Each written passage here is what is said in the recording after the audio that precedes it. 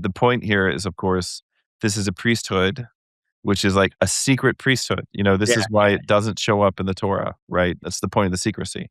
This is a secret priesthood, which predates the Levitical priesthood. And it has a sacrifice which trumps those sacrifices, Yeah. right? Of which those sacrifices are actually kind of the lesser copy. And the point is guarding the body of Adam until the second Adam comes to renew it, right? And then at that point, the secret is going to be revealed, and the Melchizedek priesthood, will spread over the whole earth again.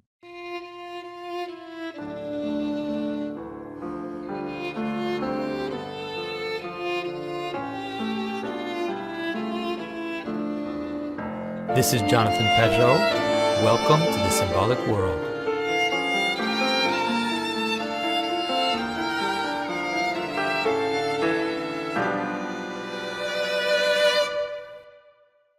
Hello, everyone. I'm here with Deacon Seraphim, and we are ready for another episode of Universal History. We are doing the Universal History of Persia, although you probably can't tell yet because we're just having so much fun in Genesis. But before we go, there's something very important that we started this week that we have to talk about, Deacon Seraphim. Yeah, so this last week we started the Universal History Masterclass. This is going on Wednesday afternoons right now. You can sign up. Basically, the idea of this course is we're taking everything that we talked about for the last 5 years now. It's very frightening. I realized we were thinner and younger and, all these things, and definitely some of us had a lot less hair back then. But which I guess is better than the alternative. I don't know. But in any case, we've been talking about this stuff for 5 years. And, obviously one of the fun parts for people has been getting to watch us grow and develop together as we learn to talk about these things. And I read new stuff and I get excited about it. And then I want to share it with you and so on, or vice versa. So what we've been doing, what I'm doing with this course is we're really just going back over everything we've covered with all the new insights that we've gleaned and the bigger picture that we have now.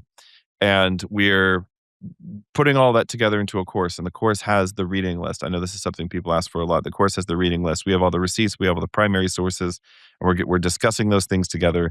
And I'm already can tell, unfortunately, that the masterclass is really just like Universal History 101, and that we're going to have to come back and do deeper courses on just individual things because, what I really want to do is kind of what we do here, which is where let's spend the next unlimited number of years together reading these things in detail. And that's, unfortunately, I have 3 hours a week to get through some of this stuff. But I think it's already been really helpful to a lot of people to revisit these things and the underpinning foundational ideas and see how they all relate together and see how all of this can be used. And if you learn our methodology, right, the way that we approach things, the way that we read things, you can actually take it to any kind of a text, which, as we talked about in this last week's course, doesn't just involve like actual text, but it also involves other kinds of cultural artifacts and see how they fit into this larger story of everything. So if people want to sign up for that, you can still sign up for that. You've only missed one class. There's still 5 more weeks of the live class to go, and then you'll be able to buy the recordings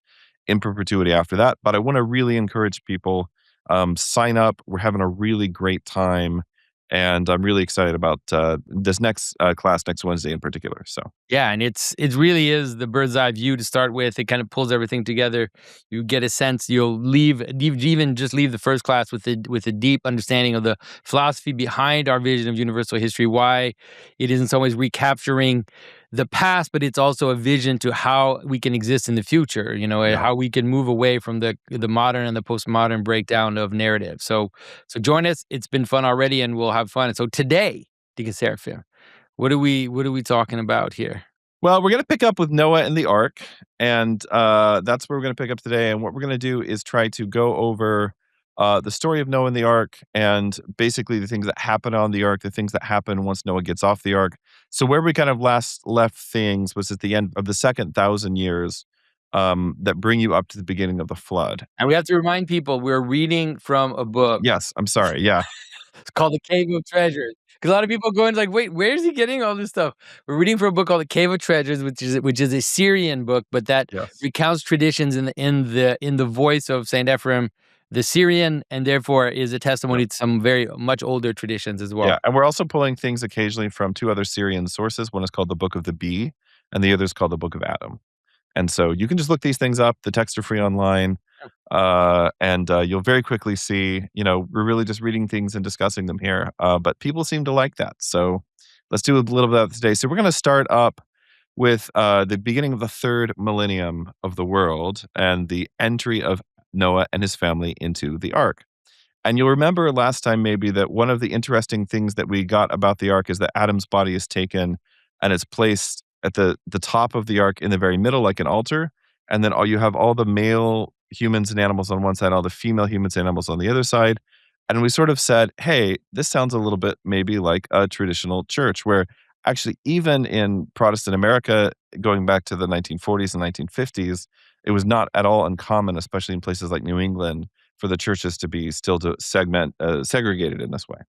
So, here's how it begins. The entrance of Noah into the ark took place on the day of the eve of the Sabbath, on a Friday. By the way, if you've been paying attention, you'll notice lots of important things happen on Friday at the third hour, which is, of course, also when Christ is, Christ is on the cross on Friday from the sixth to the ninth hour. Beginning at the third hour. On the Friday in the morning, the third hour, the beast and the cattle went into the lowermost story. And then at midday, all the feathered fowl and reptiles went into the middle story. And then at sunset, Noah and his sons went into the ark on the east side of the third story, and his wife and the wives of his sons went into the west side. So every 3 hours, we're moving up these tiers, right? You should be thinking about the hours of prayer, the hours of the day, moving through time in this way. And his wife and the wives of the son went to the west side, and the body of Adam was deposited in the middle of the ark, and also the body of Eve, and wherein also all the mysteries of the church were deposited. So the mysteries of the church. What are the mysteries of the church? Well, it's referring to the role of the ark, right? The ark on a Christian altar, and then it's kind of doubling that image, the image of here's the body of Adam that's a relic, and then you have also the gold, the frankincense, and the myrrh. These three things taken from the cave of treasures. So these are the mysteries of the church. Thus, women in the church, then it says, shall be on the west side, and men on the east side, so that the men may not see the faces of the women, and the women may not see the faces of the men. Thus also it was in the ark. The women were on the west side, and the men on the east side, and the body of our father Adam was placed in between them like a raised stand or throne. So it's kind of weird. Let me just ask something though, because it said it's on the east side, on the west side, and they said that in the church because if the church is facing east, wouldn't it usually be men The the north. women on the north side and the men on the south side? Yeah, so this is the thing that I noticed as well. And I have not been able to find an answer to this question. Yeah, it's kind of So strange. I don't know if there's something about orientation of some churches in Syria that were oriented a little differently. If it could have also be men standing towards the front of the church and the women in the back. Yeah, It and they feels like when you read this. yes, and that seems to be what it's saying. This is what I've kind of come up with. Um, in which case, we're all sort of standing in rank, but it's men in the front, women in the back. They can't see each other's faces Right, because they're all yeah. facing the same direction. So that seems to kind of sort of, and it does kind of make sense of the sort of the way that the arc is staged out hierarchically. So then you have humanity at top, and then you have female, the feminine, the masculine, the female, male, something like that. But it's really interesting. It's not because the problem with this theory is that it then says, "And the body of our father Adam was placed in between them like a raised stand or throne." So No. then Yeah, then it's weird. it's not. Yeah, it feels more I like don't know. the bishop's throne that we sometimes put in the middle of the Right, church with the left and the right with right. the that's what it seems to me that it's suggesting. But what I also don't know is if maybe this is some kind of a translation difficulty, if there's something Mhm. about the way that Syrian churches in the 7th century were oriented. There's a few things here that I simply don't know, and maybe somebody out there does know, and they can let me know, but I will keep researching, and I will let you guys know what I find. Um, alright, so, uh, but what's important to take away from this is that it says, "And as quietness reigneth in the church between men and women, so also peace reigned in the ark between the wild beast and their feathered fowl and the creeping things or reptiles. And as kings and judges and rich men and poor men and governors and sick men and beggars live in concord, that is to say, in a general bond of peace, so also it was in the ark. For lions and panthers and savage beasts of prey lived in peace and harmony with the cattle, and the beasts that were fierce and strong lived in peace with those that were timid and weak. And the lion with the ox, and the wolf with the lamb, and the lion's whelp with the calf, and the serpent with the dove, and the hawk with the sparrow.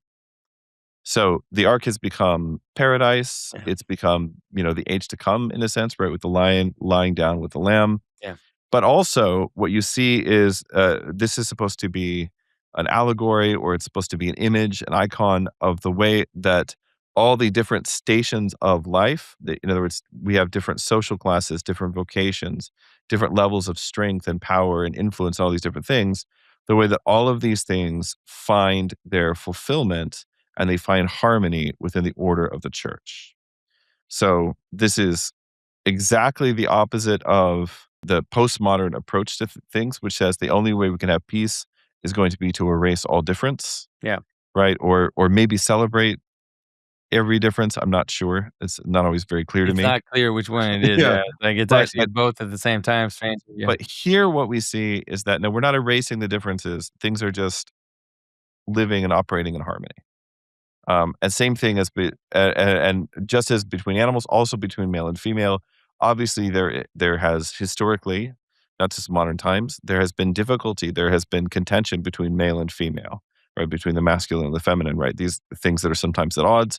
But here, gathered together into the church, there is quietness, there is harmonia, right? These ancient ideas that have to do with beauty and proportion and kind of everything in its proper place.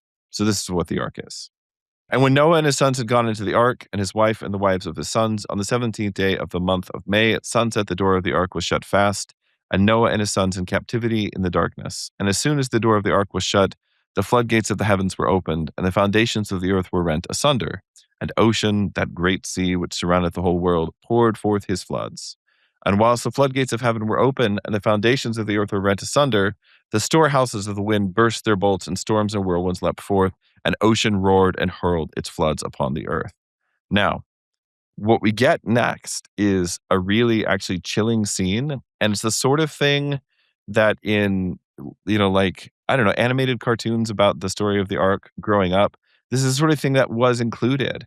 It's Uh-huh. not there in Genesis, but everybody, you sort of sense like, obviously, this would have to have happened.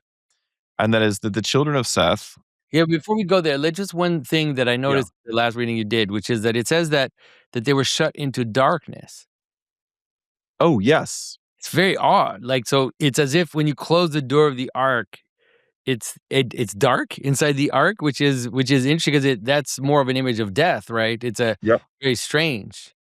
You know, one might say almost like a tomb, Yeah, Jonathan. that's right. Well, that's what it kind of feels like. Is that also because you're emphasizing the fact that Adam is there in his tomb, and then it's like this closing. Because there is I mean, I've always had this theory, not just me, other people, I'm sure, but that in some ways that the ark is kind of like a seed. So it's actually a return of everything into a form that isn't totally alive, right? That it's like the seed Yeah. of life, that it's like a Well, you contraction. could even see, like, all the animals are quieted. They're almost like it doesn't say they're in stasis, but they're, like, in the state of harmony, and you got predators and prey and everything. So just like the normal state of affairs in nature, all of that stuff is suspended. And, um, you know, a Yeah, yeah, tomb. yeah. No, because it's just wild because I've been thinking about this recently, because I was doing research about one of the fairy tales, and I was trying to figure out if there are traditions that the animals were asleep in the ark or not, and it's just very interesting. Yeah. That's and the thing that makes me think about, obviously, in the hymns of the Orthodox Church, we refer to the tomb constantly as being a bridal chamber. Right. Right? So it's a place where, it's like something is dying, but something is also being remade, or something new is Mhm. being made. There's something Yeah. new that is being joined. And here you have this union and harmony of the masculine and the feminine happening in the ark.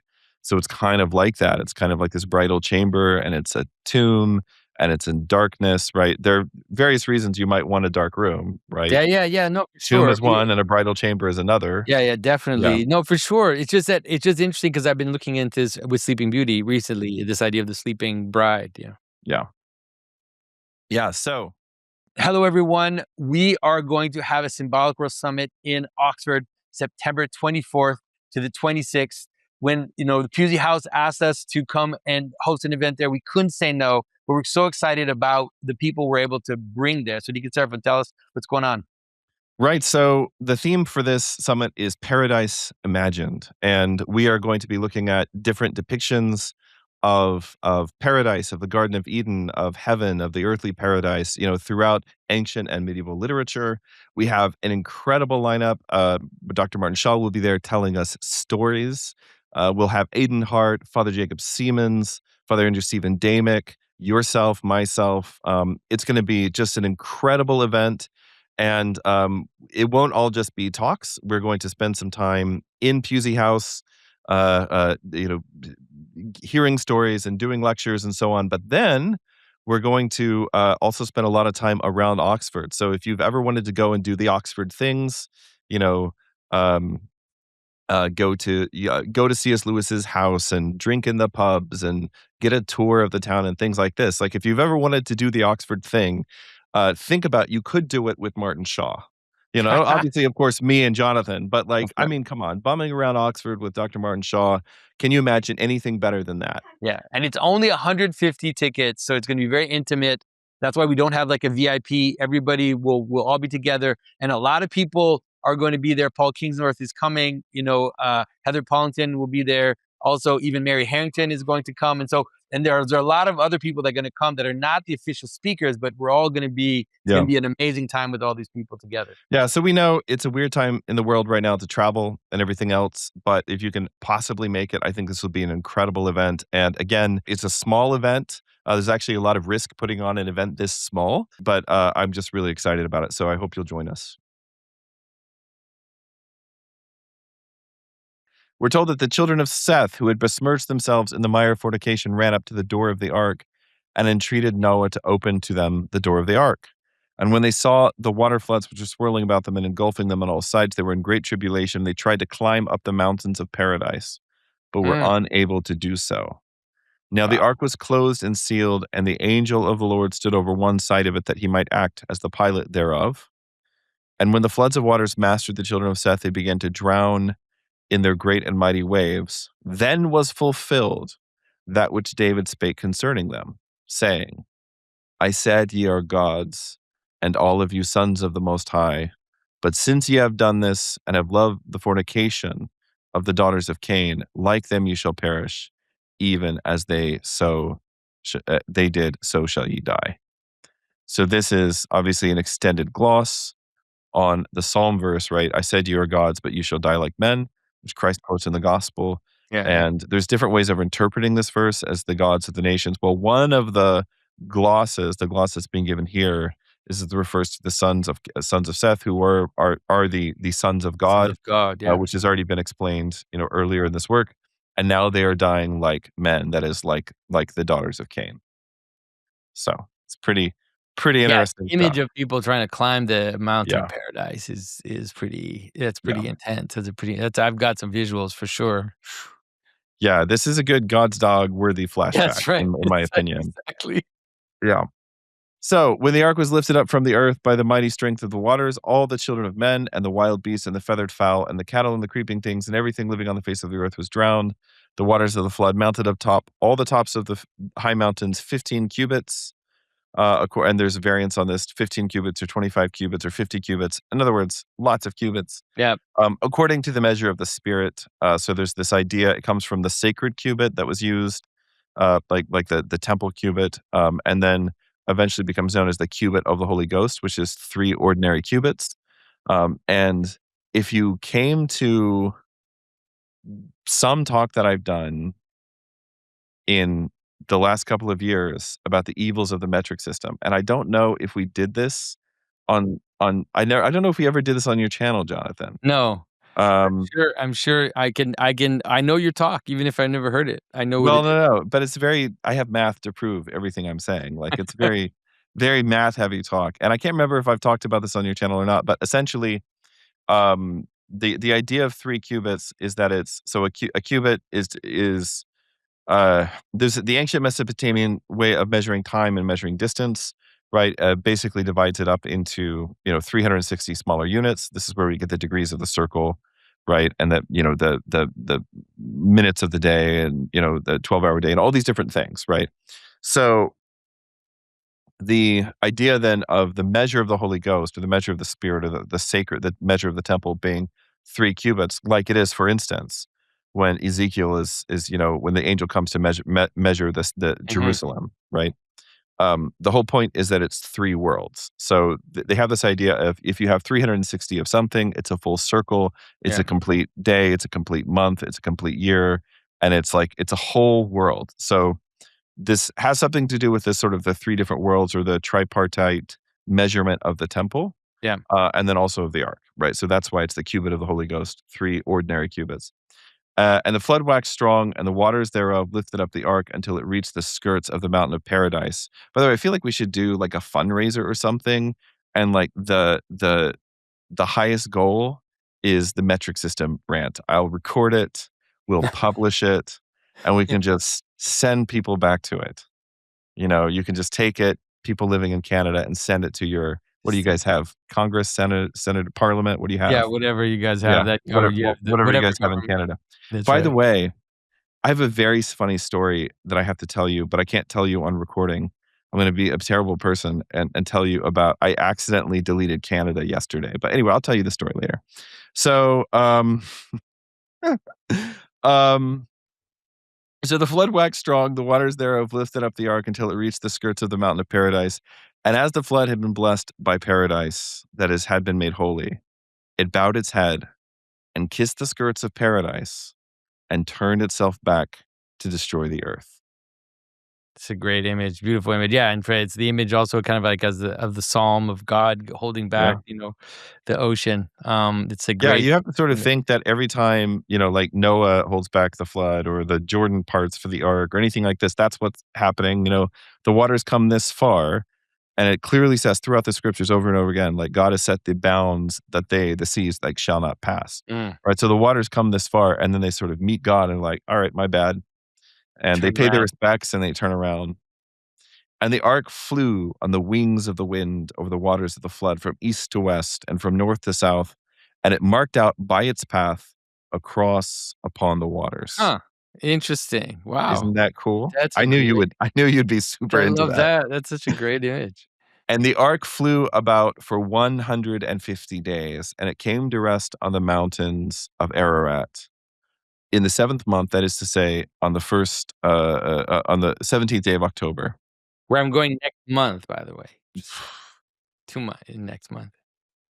I'm I would be really envious, except that I could also be going if I had not decided to Yeah, if you prioritize my poor, poor wife.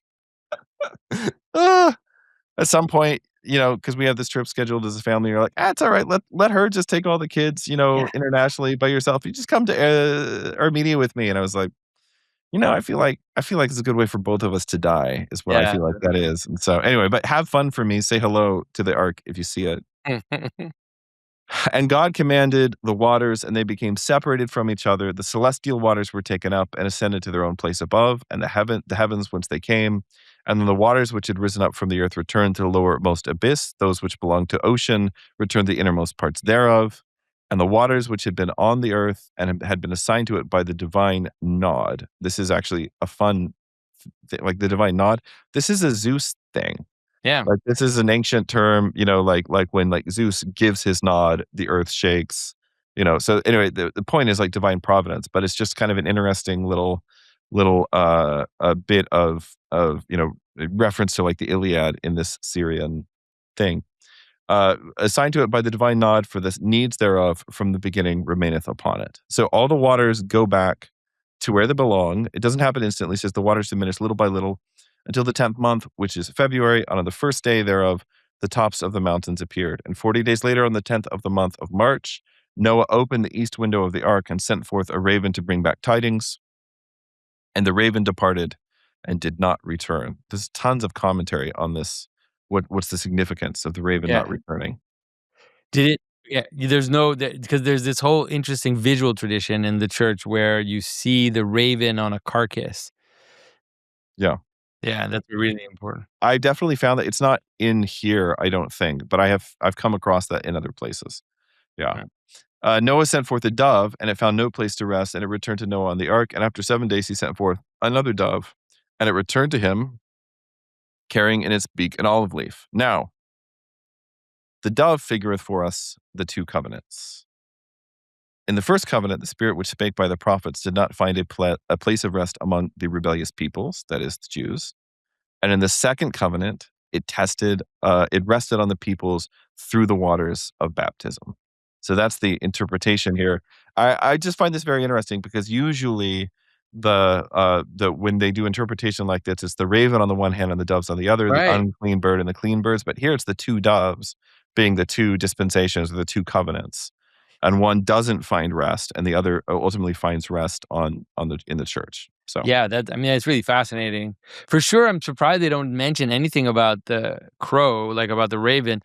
This is, I think in terms of symbolism, it's a really interesting symbolism that before the new beginning, there's something that has to be sent out into the old world. That's really this idea, is that there's some aspect of darkness that is given to the world that came before, right? And that's why it stays with the old. That's why this image of eating the carcasses, the dead carcasses of the old world, it's a really important aspect of symbolism. I talk about it actually in my interpretation of the symbolism of Sleeping Beauty, which is the former wife, or like the mother of the husband. You know, when these fairy tales where someone marries a husband, gets taken into the house of the mother, and now the mother wants to eat the wife, right? It's like this remainder of the old world that has to be completely kind of cast out so it doesn't stay. It's almost like you don't want the raven to have stayed in the ark. You want it to be out there, like just eating the remainder of the end of the last world, you know.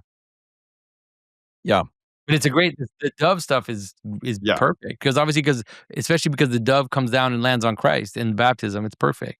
Right. Yeah, I mean, definitely, and the spirit brooding over I mean, And then that's also what sort of clearly, I think Matthew even talks about this in his book, but this is what clearly sort of connects these 3 moments, right? Is each of them is the creation of a world, right? There's a creation of the world the first time, there's a flood, which is, and after the flood, which is very much just a recreation of everything. And then with Christ, the Holy Spirit coming down in the form of the dove and abiding on Christ. And then Christ is remaking Adam, and he's really, especially in the early chapters of, the first couple of chapters of St. John's Gospel, in which the events parallel the events of the creation week, right? Christ is recreating Adam, he's recreating the world. So all of that stuff works nicely. So in the 601st year of the life of Noah, in the first day of the month of April, the waters had dried up over the face of the earth. And in the second month, wherein Noah went into the ark on the 27th day, on the holy first day of the week, that is Sunday, their going forth took place. He and his wife went forth, and his sons and their wives went with them. Now, when they went into the ark, they went in separate companies. Noah and his sons in one company, his wife mm, and their wives in another company. The men did not know the women until they went forth from the ark. This is a huge problem for the other traditions where there's like of well, actually, course, no, it's not. I mean, the idea of a fourth son of Noah being born, it doesn't necessarily mean he was conceived on the ark, yeah, right? you conceived before and Yeah, then in some way, like obviously nothing could be conceived on the ark because like the world is in this, yeah, you know, more sense that he would have been is in the conceived floodwaters. before Yeah, and right. born on the ark, yeah. Right, yes, but anyway, in any case, the men did not know the women until they went forth from the ark, and all the wild beasts, and all the cattle, and all the feathered fowl, and all the creeping things went forth from the ark on the first day of the week. By the way, the interesting thing to notice here is that this is kind of the reverse order of the creation week. So in the creation week, it's on the 6th day that animals are made, and at the very Yeah, end of that, man, and then after man, woman.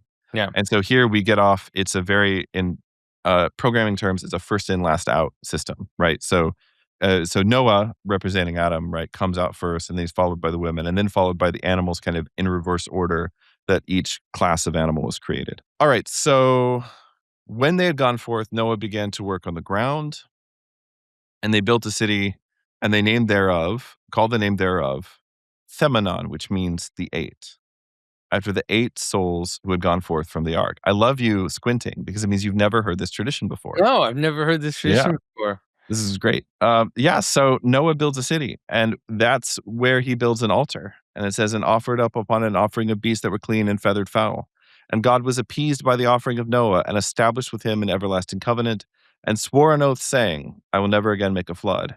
And he took away the arrow of wrath from the bow which is in the clouds, and he stripped it from it the string of anger, and spread it out that has unbent it in the clouds. Nice. Yeah, super great. That's For such formerly great. for formerly when the bow was bent in the firmament against the generation of the children of Cain the murderer, they used to see the arrow of wrath placed in position on the string of anger. But after the flood, they did not see the arrow on the string. That's amazing. What a great image. First of all, it's so wild because to me, it's so intuitive that the sacrifice that Noah offered was from the mountain, right? Yeah. So, like, to me, it's like he got off the boat and then made sacrifice there at the top of the mountain. But this image that in some ways he made it in the city. Well, Jonathan, your intuition is not wrong Yeah. because there's a note. According to the book of Adam, the altar on which Noah sacrificed was the altar on which Adam, Cain, and Abel had laid their offerings. Okay. It had been damaged by the flood, but Noah rebuilt it. And then they talk about the identification of the city. The city of Themenon is identified with a bunch of kind of places in that part of the world, including Nisibis, in the book of the Bee. But there's different identifications, including some places where historically, for instance, people have believed that the tomb of Noah was there. Um, We need to talk about the a little bit about the boat. so talking about the bow. Yeah, I mean, I just love that image because obviously there are different ways of interpreting this symbolism of the rainbow. Sometimes you can interpret it as this idea that God puts a bridge in the heavens, right? And so that bridge, as it goes up and down, let's say like a ladder, that's the image of the covenant between. There's another way of understanding it, which is that it's a circumzennital arc, right? So if sometimes you see a rainbow that's a circle in the top of the dome of heaven, and that it's in some ways an image of like a kind of fullness around, like this image of the rainbow around Christ, for example. You see that in some traditional imagery. But the idea of also the bow as being the judgment of God that now has been turned into an image of peace is such a great image of like the archer's bow. Yeah, so we just actually released a documentary episode today over on the Orthodox Pilgrim about my trip to Iona with Father Andrew last year. And but one of the crazy things, and this is in the footage that we took there, one of the crazy things about Iona is just like we would just constantly see rainbows nonstop. And it was like the most, I don't know how else to say it, the most cartoon rainbow. Like if you asked a child to draw a picture of a rainbow, this is what it would look like. It's like there's gray sky on the outside of the rainbow, and there's just a perfect arc. And where the rainbow hits the water on either side, it's just like there's a pool of gold at the bottom of the rainbow. And then on inside the arc of the rainbow, it's totally clear blue sky. Hmm. So Wow. outside is gray and inside is totally clear. You can see this like again on the footage that we took in the documentary, but it was insane. I mean, we see rainbows because it rains a lot in Texas. And so I see rainbows all the time, but I've never seen them You like don't see this. rainbows on the ocean. Just It's true. never seen them like this. Not yeah, on the ocean, on the water, but also, I mean, you start to really, and I don't know enough about rainbows to know maybe they just look different at different latitudes, something I don't know. Yeah. But when you saw rainbows in Scotland and they were just like this incredible thing, you're like, okay, there might be something to the rainbow thing. Like, Yeah, for sure. Yeah, for sure. this is not just people noticing light refracting. This is pretty insane. Pretty epic. Yeah. Pretty epic. Yeah. Yeah, so, anyway, so there's these different ideas about where the city of Noah is supposed to be, but what they all say is that it was situated high up in the mountains. Okay, so there is a So, connection between the yeah, so mountain and the your city. yeah, so your intuition is correct, even, if this is not, something we could easily map to, right? So now we get to the Noah story that I know you're waiting for. That's all the implications of that are horrible, Deacon Let's Seraphim. just be honest. Alright. We know this is what you're waiting for. All right, so this is actually a relatively tame version, but we'll go through it, and then also it's really interesting to look at the interpretation that's given of it here. Mhm. So when they had gone forth from the ark, they sowed seed and planted a vineyard, and they pressed out new wine. And Noah drew nigh and drank some of it, and immediately he had drunk of it, he became drunk. After having fallen asleep, his shame was seen, And his son Ham saw the nakedness of his father and did not cover it, but he laughed at him and made a mock of him. And he ran and called his brethren that they might also make a mock of their father. And when Shem and Japheth heard of it, they were dismayed exceedingly, and they rose up and took a cloak and walked backwards with their faces turned away so that they might not see the nakedness of their father. And they cast the cloak over him and covered him. And when Noah woke up from the sleep of his wine, his wife told him about everything that had happened, and he also within himself knew what had happened to him. And Noah was exceedingly angry with his son Ham, and he said, "Cursed be Canaan, he shall be a servant of servants to his brethren." Okay, so this is more or less exactly the way it is in Genesis. Yeah. And is there maybe some subtext here? Um, this phrase, like uncovering the nakedness of your mother, means something Your very father. particular in the rest of the Old Testament. Yeah, for So sure. I don't think you can rule it out here, especially when it says, his wife told him everything that had happened, once he woke up. Yeah. So yeah, I don't know. You want to say Well, anything about that? maybe it's hard to tell. I think that the interpretation, obviously, that Father Stephen DeYoung comes to with incest in terms of the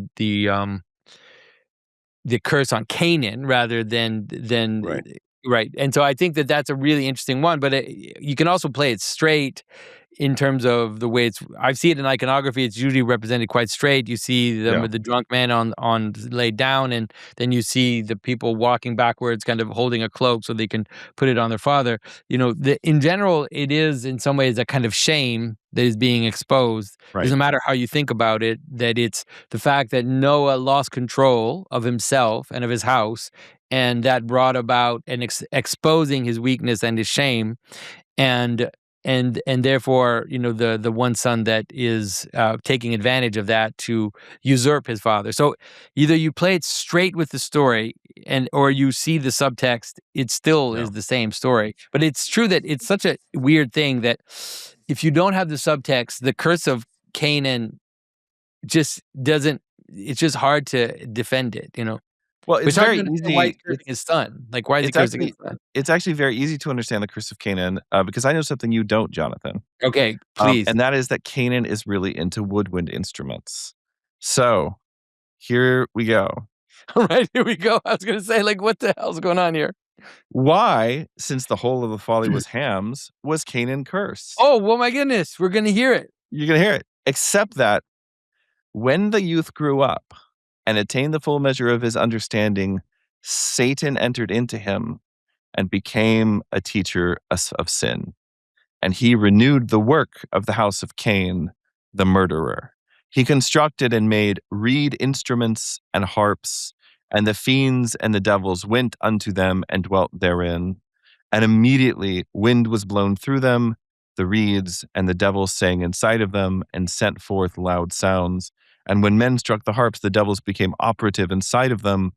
And when Noah heard that Canaan had done this, he was grieved sorely, because the work of error through which the fall of the children of Seth had taken place was renewed. I am. For by means of singing and lewd play and the mad lasciviousness of the children of Cain, Satan had cast down the mighty men, the sons of God, into fornication. And through the music of reed pipes and harps, sin had multiplied among the former generations until at last God became wroth and made the flood. And Canaan was cursed because he had dared to do this, and his seed became a servant of servants, that is to say, servants to the Ethiopians and the Cushites and the Mysians and the Indians and the Ethiopians. Because Ham had dared to make a mock of his father, he was called vile or lascivious all the days of his life. Now, there's one more thing to kind of connect all this stuff together, because again, the author here sees a parallel in the Psalms. It says, now Noah in his lying down in sleep, having drunk wine, symbolizeth the cross of Christ. As the blessed man David singeth in his psalm concerning him, saying, wake up, Lord, like a sleeping man, and like a man whom wine hath overcome.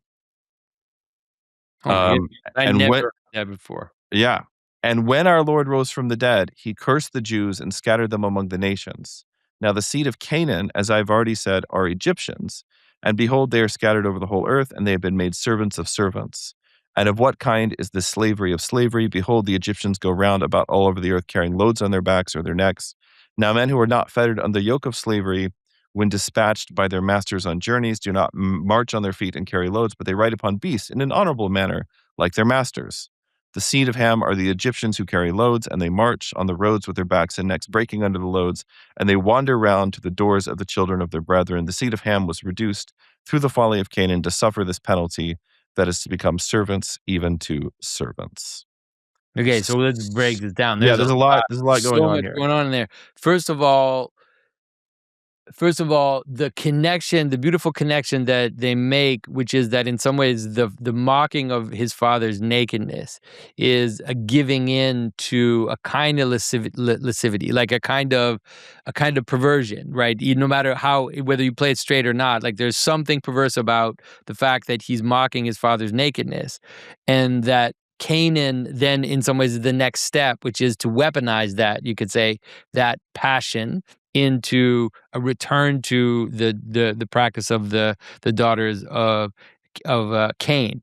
And I think the insight, this is an insight that I've had for a very long time, which is actually in the story of Saint Christopher. We have it in God's Dog as well, which is that the weird connection between Canaan, the idea that in some ways they repeat the curse of Canaan, and that also explains why there's a relationship between the children of Canaan and the giants, and the children of Cain and the giants in the Old Testament. In God's Dog, actually, this is like almost a reveal that I'm doing here. We have this idea that Canaan takes on purpose, takes on Cain's curse, but not just because of the not in some ways just because of the disadvantage, but also to be protected, because Yeah. he's the son of Ham. Ham is in trouble now, so you take the curse of Cain upon you, the mark of Cain upon you, to be protected also as being cursed, like those two together.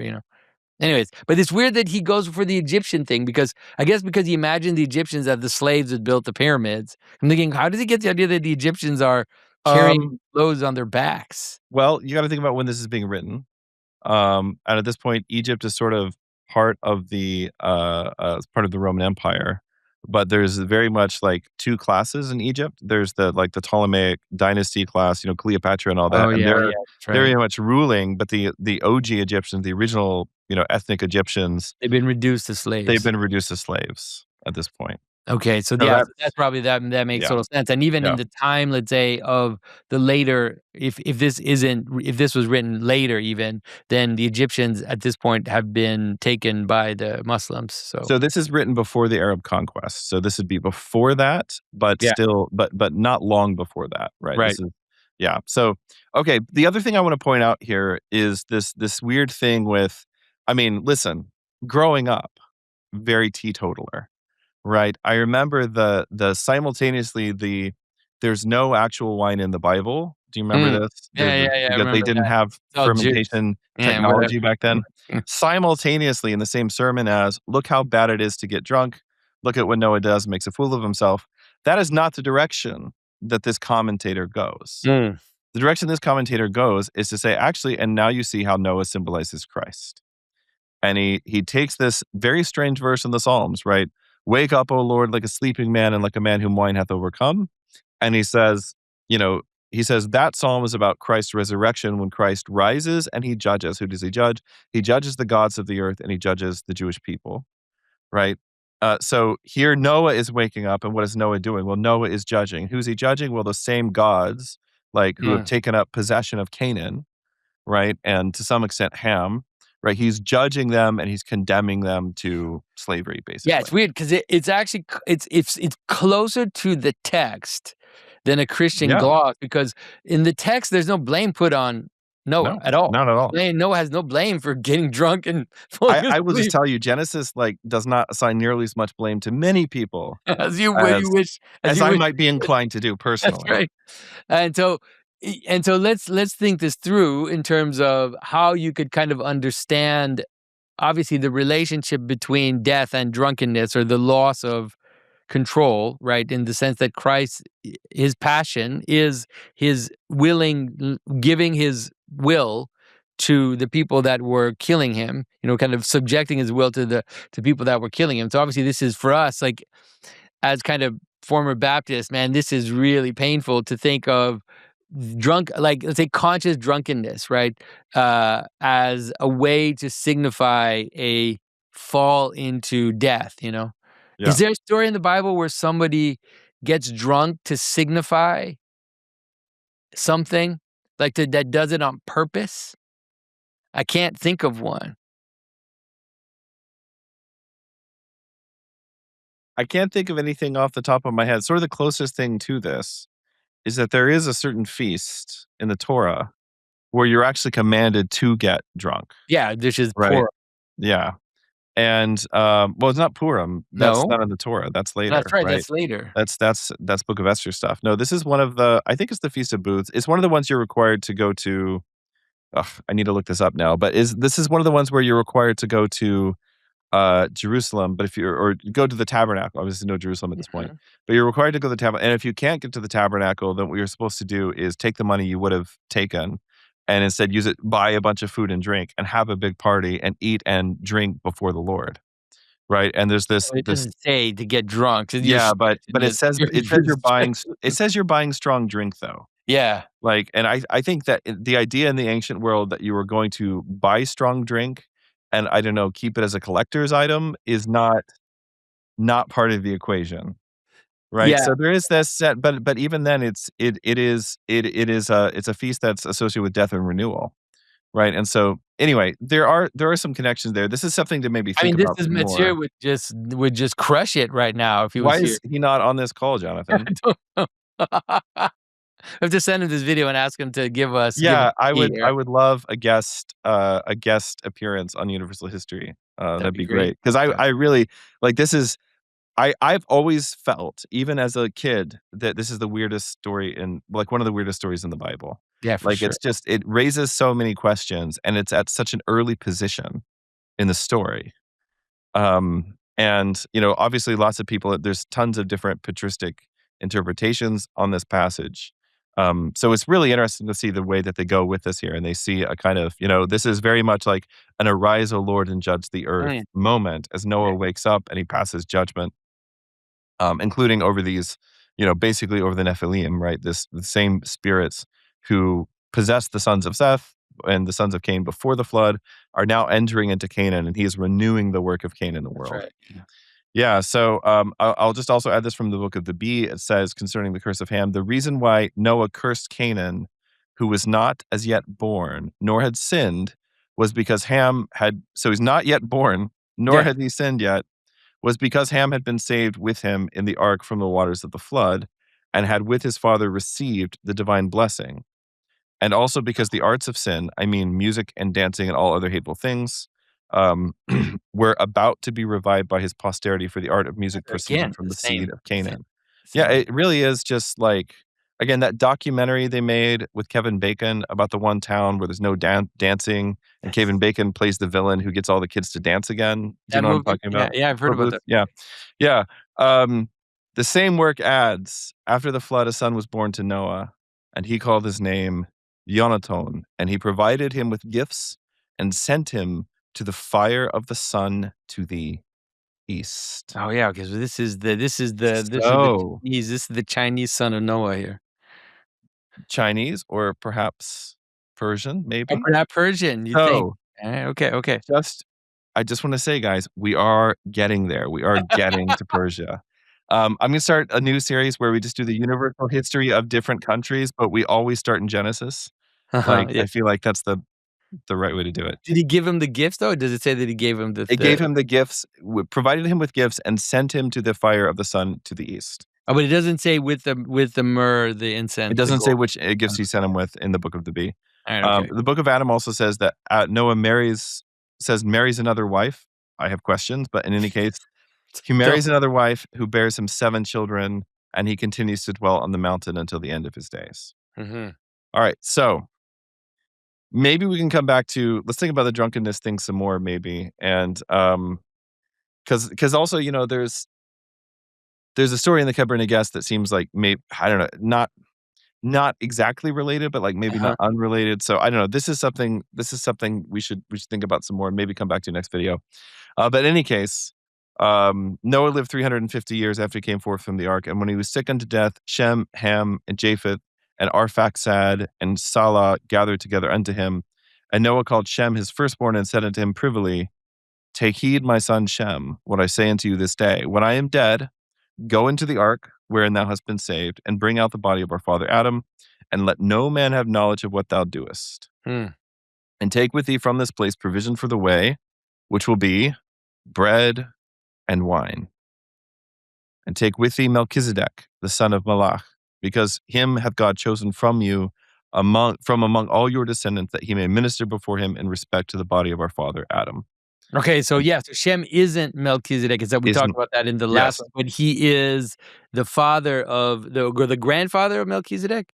Yes, but asterisk that because I'm about to tell you another really wild Melchizedek tradition. All right, okay. Yeah, so we'll get to it in a second here. Let's get through the sort of the feast of the translation of the relics of That's Adam, which is what we're we're reading doing about right right now, and then I will tell you another weird Melchizedek story, and you can tell me what you make of it because I'm not sure what to make of it.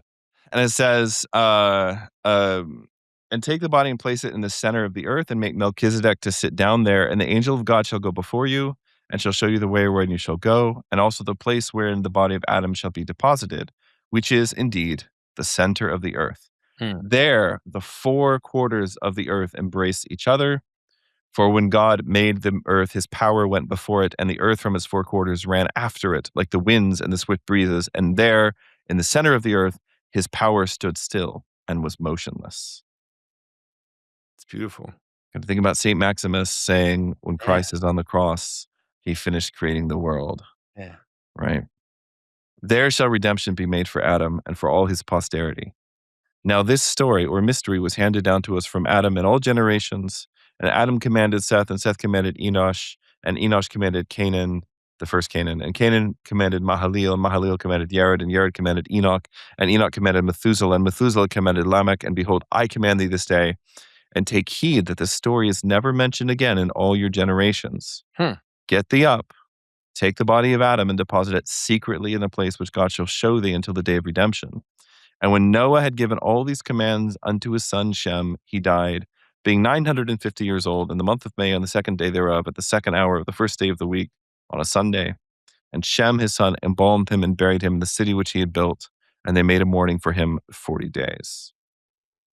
Now, um, there is some stuff here in places like that comment on this, like the Keber Nagast and the Keber Nagast in the Book of the Bee, which talk about at the death of Noah, that during his dying speech, he indicates to each of his sons which parts of the earth his posterity are supposed to occupy. Mhm. And so essentially, Shem is given Asia, Japheth is given Europe, and Ham is given Africa, right? Yeah. And those are the three classical continents. In fact, if you go and you look at the Universal History Masterclass, there's this incredible image for the class that was made by Hugh Rose, who does a lot of our art and illustration for the Symbolic World. It's And on great. there, you will literally see the three classical continents Yeah, we call it team app. displayed. Yeah, I call the T map. Yeah.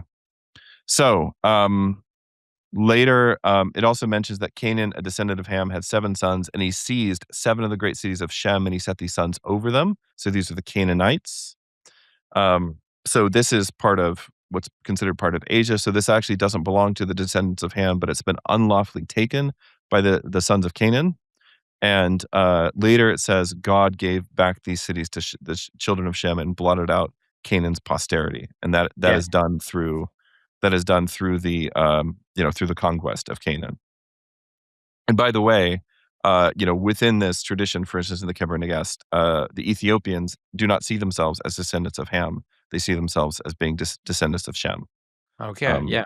I yeah, mean, it makes sense with their tradition, yeah, their own tradition that ultimately they are basically Israelites, that they right, are the right, descendants of the Israelites. right.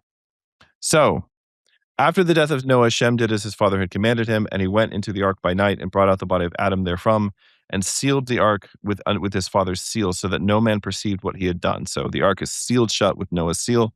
And he called Ham and Japheth and said unto them, My brethren, my father commanded to me to go up and travel over the whole earth, even to the sea, and I am to see what rivers are like, what the rivers are like, and then return unto you. And behold, my wife and the children of my house are with you. Let your eyes be upon them. And his brethren said unto him, Take with thee a company of men from the camp, for the land is a desert waste, and is short of inhabitants, and there are wild beasts therein. And Shem said unto them, The angel of the Lord shall go up with me, and he shall save me from every evil thing. And his brethren said unto him, Go in peace, and may the Lord God of our fathers be with thee. And Shem said unto Malach, the brother of Salah, the son of Canaan, and the grandson of Arphaxad, the father of Melchizedek. Wait, what? And to Jozadak, his mother, give ye me Melchizedek, that he may go up with me and be a consolation for me on the road. And Malach and Jozadak, his mother, said unto Shem, Take him and go in peace. And Shem gave commands unto his brethren and said unto them, My brethren, my father made me swear that neither I nor any of your descendants should go into the ark.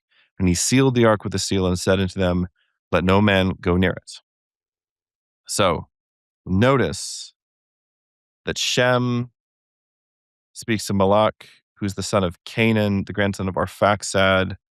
So this is a different Canaan. It's a little Different Canaan. confusing. I was gonna say, like, We're what is using, happening here? I'm but confused. just wait.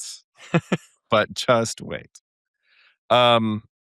Because there is, surprise, surprise, some ambiguity about the parentage of Melchizedek, who is without father or Without mother or generation. without generation, right? As it says in Genesis. So we'll come back to this. Okay. So Shem took the body of Adam and Melchizedek and went forth by night up from among his people. And behold, the angel of the Lord was going before them and appeared unto them. And their journey was very speedy, because the angel of the Lord strengthened them until they arrived at that place. And when they arrived at Golgotha, which is the center of the earth, the angel of the Lord showed Shem the place for the body of Adam. And when Shem had deposited the body of our father Adam upon that place, the four quarters of the earth separated themselves from each other, and the earth opened up in the form of a cross. And Shem and Melchizedek departed the body of Adam there in the cavity. And as soon as they had laid it there in the four quarters of the earth, drew quickly together and enclosed the body of our father Adam, and the door of the created world was shut fast.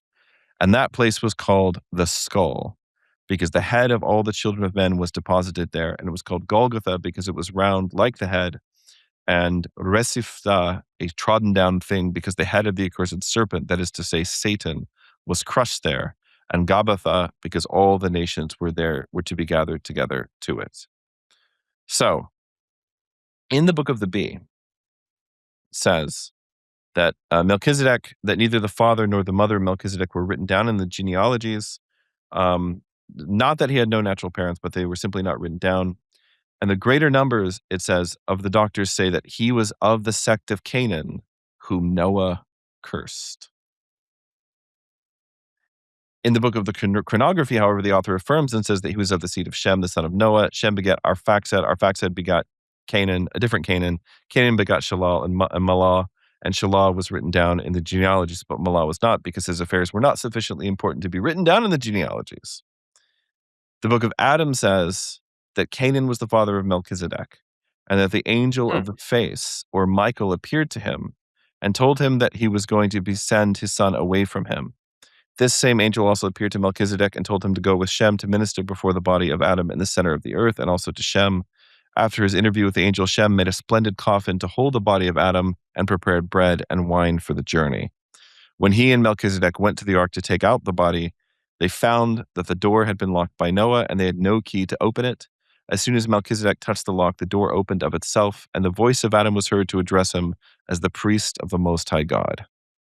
Melchizedek went down into the ark, and Michael helped him to carry out Adam's body, and Shem brought out the gold, frankincense, and myrrh. Shem laid the body in the coffin which he had made, and then shut the door of the ark. Melchizedek was 15 years of age when he set out with Shem, and the voice of Adam told Shem when they arrived at the center of the earth, and as soon as the coffin touched the rock split asunder to receive it. On the following morning, Melchizedek builded an altar of 12 stones and offered upon it the bread and wine which Shem had brought from paradise. So, thoughts, comments? Yeah, I mean, there's so much going on. This weird idea that in some ways, Melchizedek is the descendant of Canaan. This is an interesting. I mean, I'm riffing now because I never heard that before. The interesting idea that could be taken from that is there's a sense in which the the the Eucharist is both the sacrifice of Cain and the sacrifice of Abel. I talked Right. about that before, which is that at least in in Genesis, the sacrifice of the fruits of the earth are the Cain sacrifice. Later, obviously, with Moses, there will be aspects of sacrifice that are related to agricultural product, but at least in Genesis, this is the only place where we see this.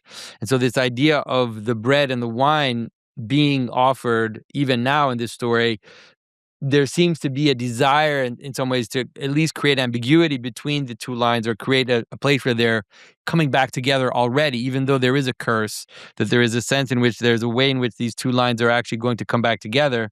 And that's what the center of the world is, right? The center of the world is not affected by the curse. It's like a new garden or a new Yeah. center. And so that's really the only thing I can kind of gather from this, is that either they're explicitly saying is a descendant of Canaan, or they're doing on purpose to have a new Canaan to create a type of Yeah. narrative ambiguity, which would suggest the joining of the lines once again. Yeah, it's, I just find this all stuff really wonderfully strange. When we finish our Persian series, I would actually like to come back and do another video just about Melchizedek and look at some of the other Melchizedek Yeah, traditions. for sure. Um, it's really interesting, of course, that this is a weird detail to like for me to zoom in on. I don't know what it Yeah, says about me. But I'm just thinking about, well, where did they get the wine? Well, obviously they got the wine from where Noah got the wine, right? That's where they're leaving. It's yeah, Noah's vineyard. yeah, This is the year, 2000 since the creation of the world vintage, really strong, potent stuff, you know, um, and it's not your daddy's wine. It is your daddy's wine, yeah, yeah, like yeah. it's just like, and that's the stuff. And then of course later on, the sacrifice of Melchizedek with Abraham will once again be bread and wine. So Of that's the thing course. that it focuses on here. It says, Shem said unto Melchizedek, thou shalt be the priest of the Most High God, because thou alone hast chosen to minister before him in this place. And thou shalt dwell here continually, and shalt not depart from this place all the days of thy life. Thou shalt not take a wife. Thou shalt not shave thy head. Thou shalt not pour out blood in this place, which is normally, that's how you do sacrifices. Thou shalt not offer up wild beast nor feathered fowl, but thou shalt offer up bread and wine always. And thou shalt not build a building in this place. And behold, the angel of the Lord shall come down to thee and visit thee continually. And Shem embraced Melchizedek and blessed him and returned to his people. And Malach, the father of Melchizedek, and Yozak, his mother, said unto Shem, where is the young man? And he said, he died on the journey, and I buried him there. And they mourned him greatly. What? That's so wild. The So he brings them there, leaves them there, goes back and lies He says about. he's dead. Did it say that he does it, that he didn't take a wife? Did I hear Yeah, that yeah, it right? said, yeah, he's not to take a wife, not to shave his head, not to take a wife. And in fact, what's sort of described minus the wine, it's something very much sort of like a Nazirite vow, Yeah, for right? He's not sure. he's Like not a cutting his hair, monastic. he's living a celibate life. It says, that, Melchizedek wore a tunic of skin and a leather girdle, so we should be thinking of, like, John the Baptist or Elijah here, right? Yeah, And an angel dwelt with him and protected him and gave him food. like Elijah. Yeah, and when he was old, the kings of the earth heard his fame, and 11 of them gathered together and came to see him, and they entreated him to go with them, but he would not be persuaded. And when he did not conform to their wishes, they built a city for him there, and he called it Jerusalem. And the kings said to one another, this is the king of all the earth and the father of nations. Oh, yeah. Yeah, what a great image. And so Melchizedek becomes a kind of Elijah, John the Baptist figure, an ascetic that actually the idea is that it's not just that it's that he doesn't have generation, like he has no Yeah, children. He will never have children. He's like this seed. And like a so total one-off. and the reason why he's so young is so that he can be alive still when Abraham comes through the story, maybe? Yeah, I mean, the thing is that there's no strong well, okay, so if you follow I did the math on this once, and I could be wrong about this, but Yeah. I don't think I am. If you follow just the lifespans and the overlap in the book of Genesis, Shem is still alive when Isaac is born. Right. That's why some people think that's why the tradition that Yeah, that Melchizedek is Shem. right, yeah, and so that's not the tradition here. Yeah. But it's a really interesting this is a really interesting tradition because it's like a one-off, Yeah, ambiguous son that we like it's like he's the son of Canaan, he's the son of Shem. He's put there, he doesn't have children, he just stays there like a monk or like a kind of right in the middle of the world as this like pillar that kind of unites heaven and earth, you know. And then the great city is built around him. and so it's really important to think about also in terms of the Christian readings of the Old Testament. What are we setting up here? We're setting up the Melchizedek priesthood. Yeah, of You know, course. this is a way of glossing Genesis. It's a way of answering the question, what does it mean for there to be a priest after the type or the order of Melchizedek, who offers bread and wine as his primary sacrifice? And so the point here is, of course, this is a priesthood, which is like a secret priesthood. You know, this Yeah. is why it doesn't show up in the Torah, right? You know, that's the point of the secrecy. This is a secret priesthood, um, which predates the Levitical priesthood, and it has a sacrifice which trumps those sacrifices, Yeah. right? Of which those sacrifices are actually kind of the lesser copy. And the point is guarding the body of Adam until the second Adam comes to renew it, right? And then at that point, the secret is going to be revealed, and the Melchizedek priesthood, you know, will spread over the whole earth again. Yeah, and it's interesting Yeah, because the Christian priesthood is always a one-off. right, Right, that is, there is no it's not a generation, it's not like the priest in the Old Testament that it's like the son of the priest would become right. the next priest. The Christian priesthood is both in the East and West, whether or not priests have children, although in Russia, it's like it's kind of expected to you to become a priest, it's not that's not an actual canonical thing. You don't Yeah. just because you're the son of the priest doesn't mean you become a priest. Right. And certainly, like, you're not born a priest, like, somebody Yeah, has to put hands on your head and do that to you, right? yeah, And so that's kind of the idea. So we see Melchizedek set aside as sort of like the first person ordained, yeah, right? And so before this, there was just a lineal priesthood. That was the right, priesthood yeah, of Adam that he passes on to each, you know, from eldest son to eldest son to eldest son, yeah, but that terminates at Shem. mm, And so Shem, God tells Shem to take Melchizedek, who's not his son, and is either descended from him or not, but either way is not his yeah, and oldest his son, son. yeah, he's either his grandson or yeah. Yeah, to take him aside. And so in this sense, this is another sense in which the Melchizedek priesthood is without generation, right? Yeah, To take him aside and to set him aside for this. And so he's got particular vestments that he wears. He's got a clerical tonsure, basically, right? He's not cutting his hair. This is a form of showing in the ancient world somebody is set apart for service to God in this way. So we're setting things up. And if that sounds, if any of this sounds far fetched to any of you, go read the book of Hebrews. You know, you can agree with this or not, but it is very much something like this. Well, it's at least there to help you understand the strange, Yeah, text in Genesis, you know, because yeah. it's already strange in But Genesis. also, like, where does Melchizedek get mentioned again? In the Psalms. Yeah. The Lord said unto my Lord, sit at my right hand. And this is, and I have made you a high priest ever after the order of Melchizedek. The heck is that doing in the Psalms? Right. Well, that's the most answered question in the New Testament. That's why it's the most quoted Old Testament passage in the New Yeah, Testament, yeah. because St. Peter, St. Paul, Christ himself, they're constantly going back to this. They're constantly going back to this passage. Yeah, but it's a great way to work it out, which is that, you know, the fact that because you think right away, you're like, "Why does it have to be Shem's grandson? Why can't it just be one of his sons?" You know, and so all of this, why do they have the Canaan mention? All this is in some ways to break the idea of lineage. You know, the lineage that we've been seeing since the beginning of the story, like you said, which is that from Adam to his son to his son to Seth to his son. Now it's something different. Yeah, and then they tells everyone that he's dead. It's wild. That's such a wild detail. It's really interesting. So, very quickly, we get at the end of the third thousand years, we get a summary of the events of the Tower of Babel. And we are going to talk about them more next time, but I'm just going to read the summary and then we can kind of nicely finish. And I promise you guys, next time we do get to Persia. So, really, really, really, we definitely do. So we're told in the days of Peleg, all the tribes. So we get genealogies. You know, Shem dies, and then his son dies, then his son dies, And they just mention all of the stuff, and there's no more, "We're putting their body in the cave of treasures and mourning them." That age has now passed. Noah was the last guy we mourned in that way.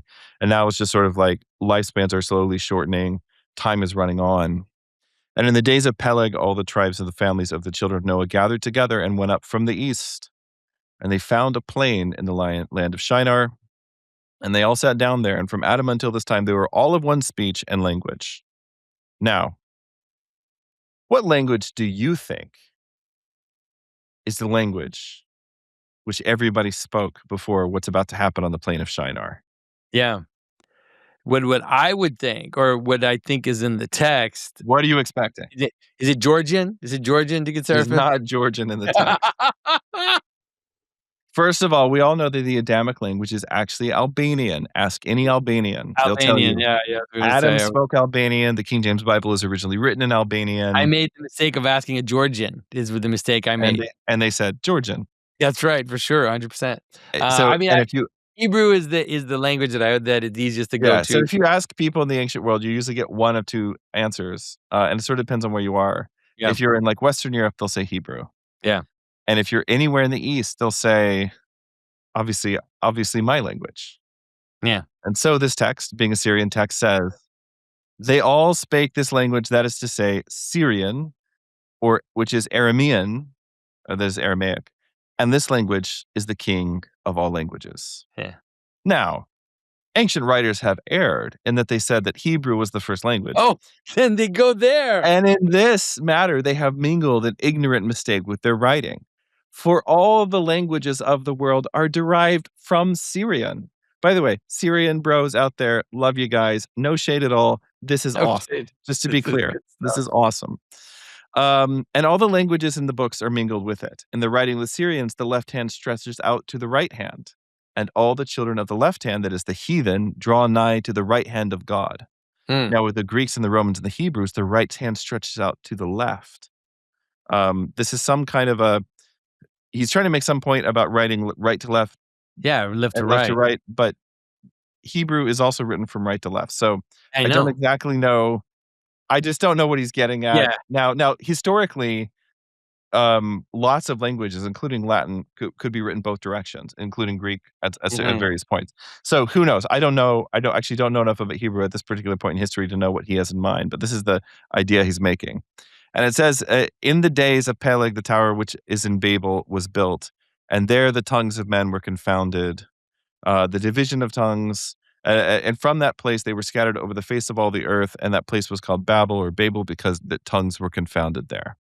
All right, and so there's there's a pun here, which you'll know if you listen to Lord of Spirits, that uh, Babel it's an inscription of the Assyrian word Babilu, which means the gate of God.